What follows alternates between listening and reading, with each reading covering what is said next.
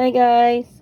So, today ay i-open ko yung in-order ko na card sa GCash.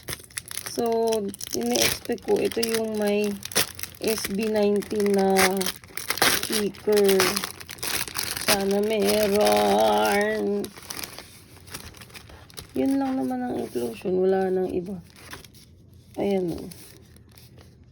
Wala man ibang kasama. Ay, dali niya buksan. Oo, saan ito?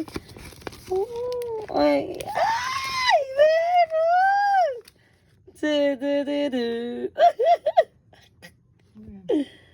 Ay, SB19!